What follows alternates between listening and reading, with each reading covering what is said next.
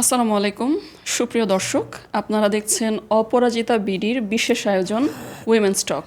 সাথে আছি আমি ফারহানা নাজনীন মিম। আজকের এই দ্রুত পরিবর্তনশীল বিশ্বে নারী তার জীবনের প্রতিটি ক্ষেত্রে এক অপরাজিত শক্তি। কর্মজীবন থেকে পরিবার, সমাজ থেকে রাজনীতি, সবখানেই তার ভূমিকা অনস্বীকার্য। অপরাজিতা বিডি সেই প্ল্যাটফর্ম যেখানে আমরা এইসব অপরাজিতা নারীদের জীবন এবং তাদের কাজ সম্পর্কে তাদের নিজের গল্প তুলে ধরতে চাই, যারা তাদের মেধা, কর্মদক্ষতা, সাহস আর অবদান দিয়ে শুধু নিজেদের জীবনেই নয় বরং সমাজ পরিবর্তনের জন্য চেষ্টা চালিয়ে যাচ্ছেন। আমাদের আজকের এই পর্বটি কেবল গুরুত্বপূর্ণই নয়, বরং নারী সমাজের ক্ষমতায়ন ও দিক নির্দেশনায় একটি নতুন দিগন্ত উন্মোচন করতে চলেছে। আজ আমরা আমন্ত্রণ জানিয়েছি এমন একজন কর্মদীপ্ত ব্যক্তিকে, যিনি বাংলাদেশের নারী সমাজের রাজনীতি, ক্ষমতায়ন এবং নারীদের সার্বিক কার্যক্রম নিয়ে নিরলসভাবে কাজ করে যাচ্ছেন। আমাদের সাথে আছেন বাংলাদেশ জামাতে ইসলামীর মহিলা বিভাগের সম্মানিত সেক্রেটারি নূরুন্নেসা সিদ্দিকা। তার জীবনের গল্প এবং পথ চলার বিভিন্ন দিক সম্পর্কে আজ আমরা তার সাথে আলোচনা করব। আসসালামু আলাইকুম। উইমেন্স টকে আপনাকে আন্তরিকভাবে স্বাগত জানাই। কেমন আছেন? ওয়ালাইকুম আসসালাম রহমতুল্লাহ। আলহামদুলিল্লাহ ভালো আছি। আপনাকে সহ দর্শকদের সবাইকে মোবারকবাদ। আপনার ব্যস্ত সময়ের মধ্য থেকে আমাদেরকে সময় দেওয়ার জন্য কৃতজ্ঞ। আমরা আজকে আপনার জীবন দর্শন, অনুপ্রেরণা, অভিজ্ঞতা সহ আপনার মাধ্যমে জামাত ইসলামের নারী সংশ্লিষ্ট গুরুত্বপূর্ণ কিছু বিষয়ে জানতে চাইব। আমরা আপনার ব্যক্তিগত জীবন নিয়ে কথা বলে আমাদের আজকের আলোচনা শুরু করতে চাই। কেমন ছিল আপনার শৈশব? আজকের এই যে নূরুন্নেসা সিদ্দিকা হয়ে ওঠার গল্প, সে বিষয়ে যদি কিছু বলতেন। শুক্রিয়া। আমার জন্ম নোয়াখালী জেলার একটা প্রত্যন্ত গ্রামে। আমার পাশে একটা প্রাইমারি স্কুল ছিল, কিন্তু আব্বা মাদ্রাসার শিক্ষিত আলেম ছিলেন এবং মাদ্রাসার শিক্ষক ছিলেন। তো মেয়েরা স্কুলে পড়লে খারাপ হয়ে যায়, এটা ছিল আব্বার ধারণা। এই কারণে আমাকে স্কুলে দেওয়া হয়নি। তো একদিন স্কুলের একটা বই জোগাড় করে আমি স্কুলে যাচ্ছি। তো আব্বা কিতাব পড়তেছিলেন ইয়াতে, মানে আমাদের বাড়ির দরজায়, সেখানে রোদে বসে কিতাব পড়ছিলেন। তো আমি আব্বার সামনে দিয়ে যাচ্ছি, বললেন যে কই যাস? আমি যে কোথাও না। তো বইটা পিছন দিকে লুকাই ফেলছি। তা আব্বা বললেন যে হাতে এটা কী? আমি কিছু বই।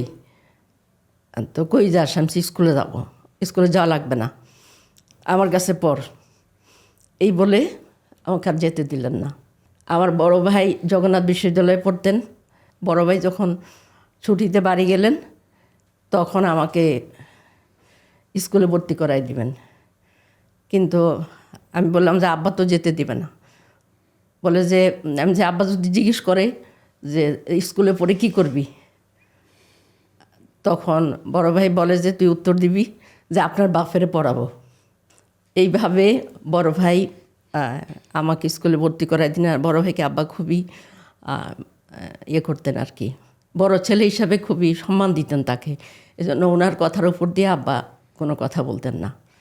তো আমি যখন প্রত্যেকটা ক্লাসে ফার্স্ট হচ্ছি, এরপরে ক্লাস ঢাকায় শাজিমপুর গার্লস স্কুলে ক্লাস 8-এ ভর্তি হয়েছি, এরপরে 9-এ উঠছি।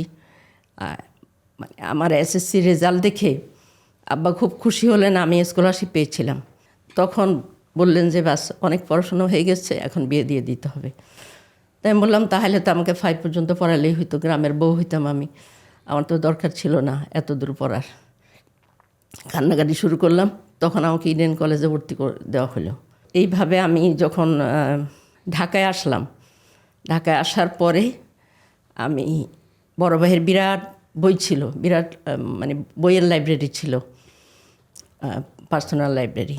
সেখানে আমি খুবই পড়ুয়া ছিলাম, আমি বইয়ের মধ্যে একেবারে ডুবে গেলাম।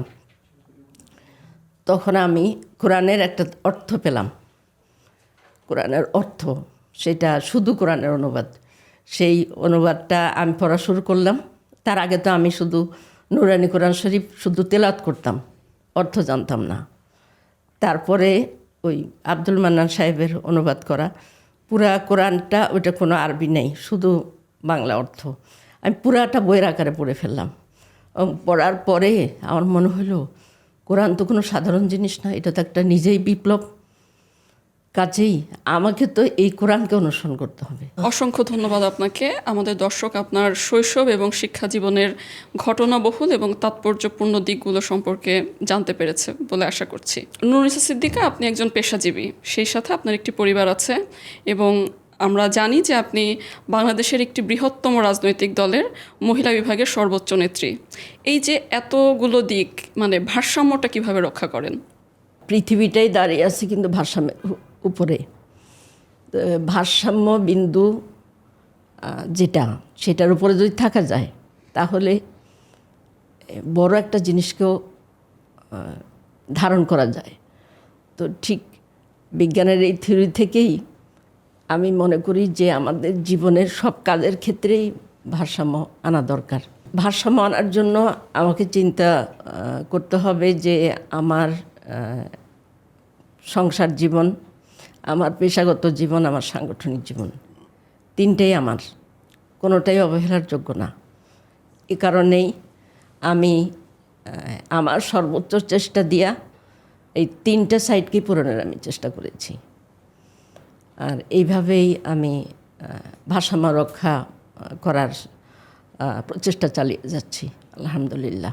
মূল আলোচনায় আসতে চাচ্ছি। আপনার রাজনৈতিক কর্মকাণ্ড, জামাত ইসলামীর মহিলা উইং, ঠিক কী সময় কোন পার্সপেক্টিভে মনে হয়েছিল যে মহিলাদের জন্য আরেকটি উইং ওপেন করা দরকার? জামাতে ইসলামী হলো ইসলামকে মানব জীবনে, সমাজ জীবনে, রাষ্ট্র জীবনে প্রতিষ্ঠার একটা কন্টিনিউয়াস প্রসেস, একটা নিরন্তর আন্দোলন, নিরন্তর সংগ্রাম।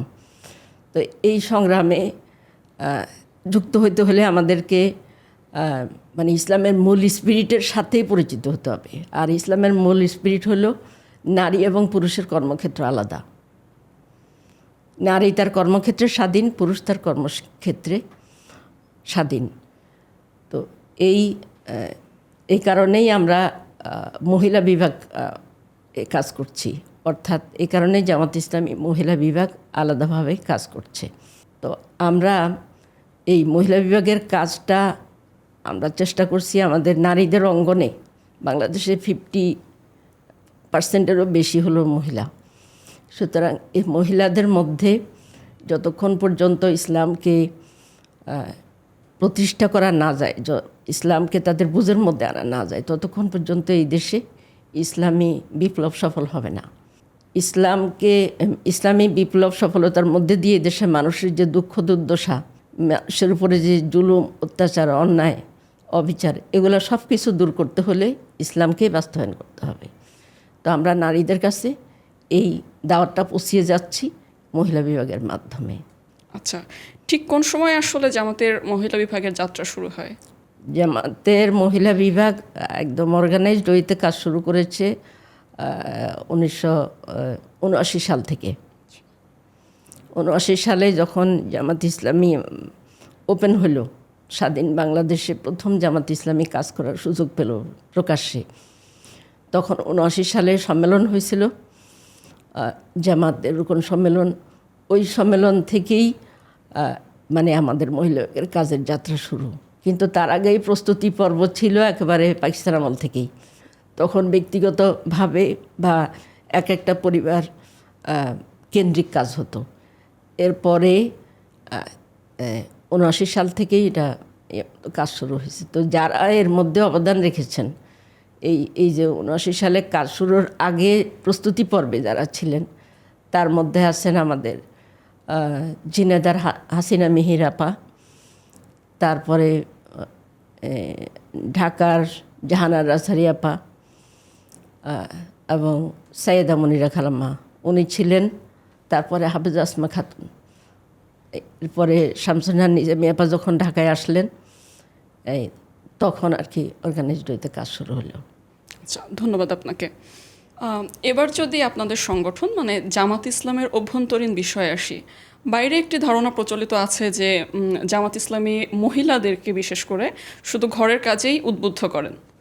সো এই ব্যাপারগুলোকে আসলে আপনারা কিভাবে দেখেন, বা এরকম কি হতে পারে যে জামাত যদি কখনো রাষ্ট্র ক্ষমতায় আসে তাহলে মহিলাদেরকে শুধু ঘরে থাকতে হবে, তারা বাইরের কোনো এঙ্গেজমেন্টে থাকতে পারবে না? জামাতের বিরুদ্ধে যেসব প্রোপাগান্ডা আছে তার মধ্যে এটা একটা, এবং এটাকে আমাদের বিরোধী পক্ষ খুব শক্তিশালী প্রোপাগান্ডা হিসাবে উপস্থাপন করছে, কিন্তু বাস্তবতা হলো একেবারেই ভিন্ন। আমরা আমাদের যে জামাত নেতৃবৃন্দ আছেন, আমাদের ভাইয়েরা আছেন, তাদের অধিকাংশের স্ত্রী, কন্যা এবং ছেলের বউ তারা পেশাজীবী। যেমন আমাদের শহীদ মৌলানা মতিউর রহমান নিজামী সাহেবের ওয়াইফ শামসুন্নাহার নিজামী, উনি কিন্তু মানারদের প্রিন্সিপাল, এবং পরে উনি আরেকটা স্কুল করেছেন সেটার প্রিন্সিপাল। তার মেয়ে হলো ইসলাম ইউনিভার্সিটির প্রফেসর। এরপরে আমাদের ডাক্তার সৈয়দ আবদুল্লাহ তাহের, তার ওয়াইফ এবং তার মেয়েরা, তার ওয়াইফ হলেন ডাক্তার এবং তার মেয়েরা উচ্চশিক্ষিত, কেউ ডাক্তার, কেউ ইঞ্জিনিয়ার এবং কেউ প্রফেসর। আমি নিজেই সারা জীবনই এই পেশার সাথে যুক্ত আছি। সুতরাং জামাত ইসলামী মানে মহিলাদেরকে ঘরে বসিয়ে রাখতে চায়, এই কথাটা একেবারেই সত্য নয়। আচ্ছা, আশা করছি আমাদের দর্শক উত্তরটি পেয়েছেন। এবার যদি আমরা রাজনীতির ময়দানে আপনাদের নারী প্রতিনিধিত্বের দিকে নজর দিই, আমরা দেখতে পাই যে জামাত অলরেডি 300 আসনে তাদের যারা এমপি ক্যান্ডিডেটস সেটা ডিক্লেয়ার করে দিয়েছে, যেখানে কোনো নারীকে দেখা যায়নি। সো এই ব্যাপারটাকে আসলে আপনারা কিভাবে দেখছেন? জামাত 300 আসনে 300তেই পুরুষ দিয়েছে, কোনো নারী প্রার্থী দেয়নি। এটা স্বাভাবিকভাবে শুনতে অবাক লাগবে। আমরা নারী প্রার্থী দেইনি তা না, বরং এটা চূড়ান্ত সিদ্ধান্ত নয়, এটা প্রাথমিক মানে ডিক্লারেশন। আর জামাত যে সরকারের কাছে যে দাবিগুলা, কেয়ারটেকার এই সরকারের কাছে যে দাবিগুলা পেশ করেছে, তার মধ্যে একটা হলো যে 100 আসনে নারীদের সরাসরি নির্বাচন। তো সেই দাবির প্রেক্ষিতে আসলে নারীদের জন্য 100 আসন সংরক্ষিতই বলা যায়। আচ্ছা, কিন্তু সেই দাবি যদি পূরণ না হয়, তারপরেও জামাত পরবর্তী সিদ্ধান্ত নিতে পারে মহিলাদের ব্যাপারে। আর দ্বিতীয় বিষয় হলো যে আমাদেরকে মানে আমরা যদি এমপি ইলেকশনে যাই, তাহলে আমাদের সমাজে যেই পরিবেশটা দরকার, সে পরিবেশটা আমরা মহিলা বিভাগ মনে করি এখনও সে পরিবেশ সৃষ্টি হয়নি। কারণ এখানে আমাদের যে সামাজিক পরিবেশ, সেখানে কিন্তু পারিবারিক কিছু সমস্যা থাকে, যে পরিবার থেকে যদি অ্যালাউ না করে তাহলে একজন মহিলা এমপি ইলেকশনে দাঁড়াতে পারে না, তাকে বিরাট এরিয়া সফর করতে হয়। মানে আর সাইবার বুলিং আমরা তো দেখেছি, ডাকসু চাকসু এইসব ইলেকশনে যে কীভাবে সাইবার বুলিং হয়েছে। তো এখানে মহিলাদের সামাজিক পদমর্যাদার ব্যাপার আছে। তো সব মিলে আসলে আমরা মনে করি এখনও এমপি নির্বাচনে দাঁড়ানোর মতো আমরা মহিলাদেরকে অতটা সেফ মনে করি না। এই নির্বাচনে দাঁড়ানোর মতো পরিবেশ এখনও হয়নি। কিন্তু আমরা উপজেলা এবং ইউনিয়ন পরিষদ নির্বাচনে আমাদের মহিলারা অংশগ্রহণ করেছে এবং বিজয়ী হয়েছে। উত্তরটি পরিষ্কার, কিন্তু যেটা আসলে সাধারণত আলোচনা হয়ে থাকে যে জামাত বলছে যে তাদের নারীরা বাইরে কাজ করছে, তাদের নারীদের সমাজের সব ক্ষেত্রে পার্টিসিপেশন আছে। তো তাহলে সংসদে পার্টিসিপেশনের জন্য ঠিক কোন পরিবেশটির জন্য আসলে জামাত এখনও অপেক্ষা করছে? সংসদে পার্টিসিপেশনের জন্য পরিবেশ মানে আমি বলতে চাচ্ছি যে আসলে বাংলাদেশের সামাজিক এবং রাজনৈতিক পরিবেশ, বাংলাদেশের সামাজিক পরিবেশে মহিলাদের প্রতি যেই সাধারণ দৃষ্টিভঙ্গি, সেই দৃষ্টিভঙ্গিটা হলো নেগেটিভ। রাজনৈতিক পরিবেশে মহিলারা যখন আসে, তখন সেই ক্ষেত্রে তারা রাজনৈতিক বুলিংয়েরও শিকার হয়। এই কারণেই আমরা মনে করি যে এখনও এমপি নির্বাচনে একজন মহিলা দাঁড়ানোর মতো পরিবেশ হয়নি। আচ্ছা, ধন্যবাদ আপনাকে উত্তরটি পরিষ্কার করার জন্য। আন্তর্জাতিক বা ঐতিহাসিকভাবে ইসলামের নারী নেতৃত্বের যে একটি বিতর্কিত অবস্থান আছে, সেই জায়গা থেকে আসলে আপনি ব্যাপারটিকে কিভাবে দেখেন? জামাত কি কখনো প্রধানমন্ত্রী বা রাষ্ট্রপ্রধান হিসেবে একজন নারীকে চিন্তা করবে? ইসলামিক মুভমেন্ট করছি, তার মানে হলো যে ইসলামকে নিজে প্র্যাকটিস করা এবং সমাজ এবং জাতির মধ্যে এটাকে প্র্যাকটিসের ধারাটা চালু করা। এই জন্য ইসলামিক সেন্টিমেন্ট মানে ইসলামের যে নির্দেশনা নারী নেতৃত্বের ব্যাপারে আমরা তার বাইরে যাব না। কিন্তু এই সমাজটা যতক্ষণ পর্যন্ত পরিপূর্ণভাবে ইসলামিক ওয়েতে না চলবে ততক্ষণ পর্যন্ত ওইটাকে কার্যকরী করা যাবে না। এই কারণে নারী প্রধানমন্ত্রী, নারী প্রেসিডেন্ট, এই চিন্তাগুলো এখনই করার কোনো প্রয়োজন নেই। বরং সময় বলে দিবে যে এটা হবে কি হবে না, আমরা মেনে নেব কি নেব না। আমরা আমাদের জনগণের সেন্টিমেন্টের বাইরেও যাব না, ইসলামেরও বাইরে যাব না। আচ্ছা, জামাত যদি সামনে ক্ষমতায় আসে, সেক্ষেত্রে আপনাদের নারী কেন্দ্রিক এজেন্ডাগুলো কি হবে? নারীদের শিক্ষা বা কর্মক্ষেত্রে পার্টিসিপেশন, এই ব্যাপারগুলোকে জামাত ঠিক কিভাবে ডিল করবে? যেমন সমতা নাকি সাম্য? সমতা এবং সাম্য নয়, বরং সমানুপাতিক। এখানে জামাত যদি ক্ষমতায় আসে তাহলে সমাজের সবচেয়ে অবহেলিত অংশটা তাদের অধিকার ফিরে পাবে। সে অবহেলিত যদি নারী হয় তারা অধিকার পাবে, সে অবহেলিত যদি হয় সমাজের নিম্ন শ্রেণীর মানুষ হয় তারা পাবে, যদি শিশুরা হয় তারা পাবে। সবাই তাদের অধিকার ফিরে পাওয়ার জন্য মানে সবাইকে তার অধিকার ফিরিয়ে দেওয়ার জন্যই জামাত চেষ্টা করবে। আর নারীদের বর্তমানে যে সমস্ত সমস্যা আমাদের সমাজে রয়েছে, ওই সমস্যাগুলো দূর করার জন্য নারীদের কর্মক্ষেত্রের প্রশস্ততা এবং কর্মক্ষেত্রে তাদের যে সমস্ত সমস্যাগুলো আছে সেগুলো দেখা হবে।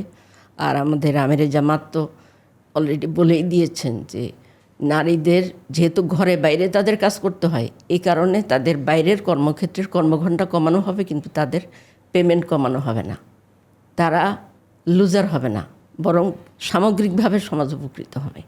কাজেই নারীদের ব্যাপারে আমাদের দৃষ্টিভঙ্গি পরিষ্কার। বরং অন্য যে কোনো সময়ের চাইতে জামাত ইসলামী যদি আল্লাহ চান পাওয়ারে যায়, তাহলে এই নারীরা অধিক স্বাধীনতা এবং অধিক অধিকার ভোগ করবে। 5 ঘন্টার যেই ব্যাপারটি আপনি বললেন, আমিরে জামাত যখন নারীদের কর্মঘণ্টা কমিয়ে 5 ঘন্টা করার একটা প্রস্তাবনা উনি দিয়েছেন, ঠিক তার পর মুহূর্তেই দেখা গেল যে ব্যাপারটি নিয়ে একটা পক্ষ বিপক্ষের কিছু যুক্তি তর্ক বা বিতর্ক তৈরি হয়েছে। তো জামাত কি তাদের নির্বাচনী ইশতেহারে এই ব্যাপারে কোনো ক্লিয়ার কোনো দিক নির্দেশনা রাখবেন কি না? কারণ একজন নারী একটা অফিসে কাজ করছে, তার পুরুষ যেই কলিগটি আছেন, সো তিনি কেন মেনে নেবেন যে আমার ফিমেল কলিগ 5 ঘন্টা কাজ করবেন উইথ ফুল পেমেন্ট, আবার আমি সেই ফ্যাসিলিটিটা পাচ্ছি না? সো এক্ষেত্রে আসলে দিক নির্দেশনাগুলো কি আপনারা শুরুতেই দিয়ে দিবেন এরকম? জামাত নির্বাচনী ইশতেহার তো প্রকাশ করেনি। ইশতেহার প্রকাশ করলেই দেখা যাবে যে কি কি পয়েন্ট সেখানে আছে।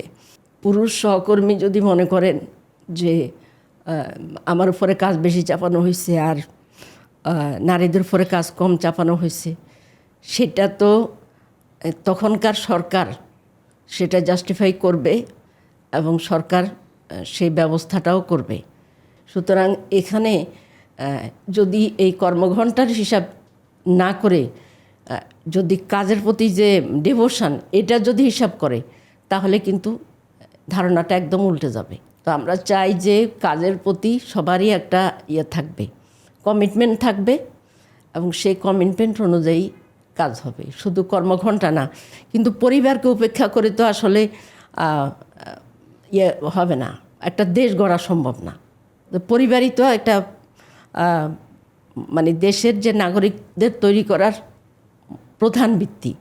সুতরাং পরিবারে একজন নারী সময় দিবে, এটা তো আমি মনে করি যে আমিরে জামাত এটা বাস্তব কথা বলেছেন, এবং নারীরা সাধারণভাবে এটা খুবই অ্যাপ্রিসিয়েট করেছেন।